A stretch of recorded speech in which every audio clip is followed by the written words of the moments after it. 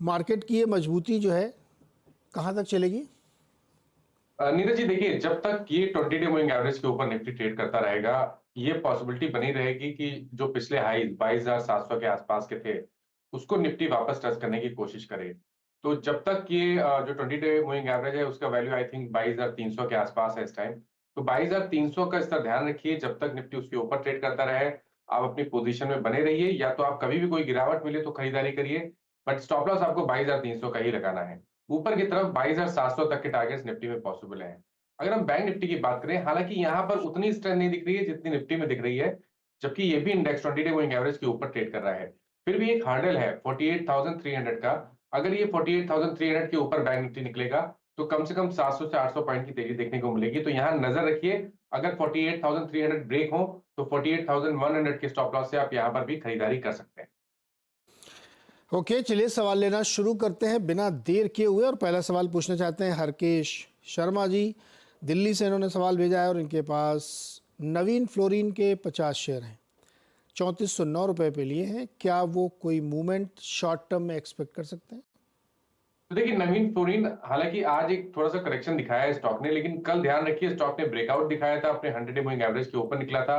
I think इस गिरावट पे खरीदारी कर सकते हैं, या तो अपनी लॉन्ग पोजीशन में बने रहिए। स्टॉप लॉसेस आपके 3290 3290 के रहेंगे। पोजीशन में बने रहिए, क्योंकि कल जो ब्रेकआउट देखने को मिला है, उसके टारगेट 3525 के आसपास के आते हैं। तो ट्रेंड पॉजिटिव है, बने रहने की सलाह है, लेकिन 3290 का स्टॉप लॉस जरूर लगाइए। 3290 के स्टॉप लॉस के साथ होल्ड करिए। उन्नाव वाले राहुल के तो सवाल है, जीएसएफसी और आरसीएफ दोनों ये होल्ड कर रहे हैं, क्या राय बनती है आपकी?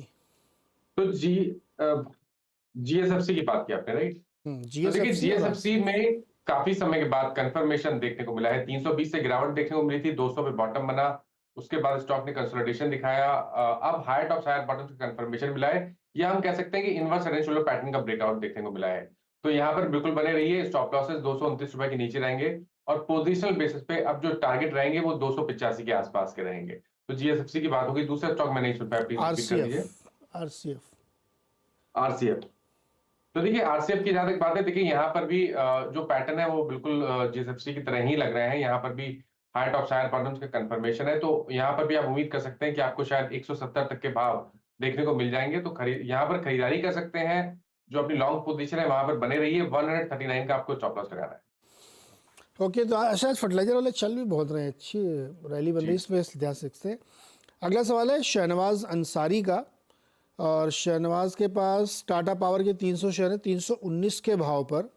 साथ ही भारत इलेक्ट्रॉनिक्स भी ले रखे हैं 1005 शेयर 182 के भाव पर।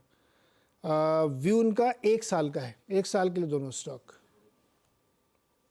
कर लेते हैं। टाटा पावर का ट्रेंड पॉजिटिव लगता है। हायर टॉप हायर बटन लगातार बन रहे हैं। वीकली चार्ट पे भी स्टॉक में काफी स्ट्रेंथ दिख रही है। मेरे ख्याल से यहाँ पर बने रहना चाहिए। 1 साल के हिसाब से चले तो जो आपके स्टॉप लॉसेज है वो 380 रुपए के नीचे रहेंगे, और टाटा पावर में 520 तक के टारगेट्स पॉसिबल हैं। दूसरा स्टॉक बीएल है, जहां पर यहाँ पर भी अगर आप देखिए तो कंसोलिडेशन है, एक फ्लैग पैटर्न बन रहा है। वीकली चार्ट पे बेहतरीन लग रहा है स्टॉक, और आप उम्मीद कर सकते हैं कि 1 साल में आपको शायद 290 तक के भाव देखने को मिल जाएंगे। कभी कोई गिरावट मिले तो खरीदारी करिए, अपनी लॉन्ग पोजीशन में बने रहिए, और आपके जो स्टॉप लॉसेस हैं वो 210 रुपए के नीचे रहेंगे।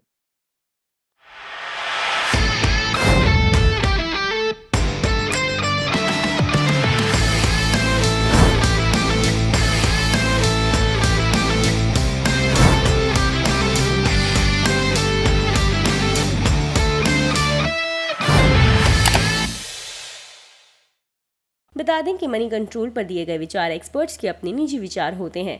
वेबसाइट या मैनेजमेंट इसके लिए उत्तरदायी नहीं है। यूजर्स को मनी कंट्रोल की सलाह है कि कोई भी निवेश निर्णय लेने से पहले सर्टिफाइड एक्सपर्ट की सलाह लें।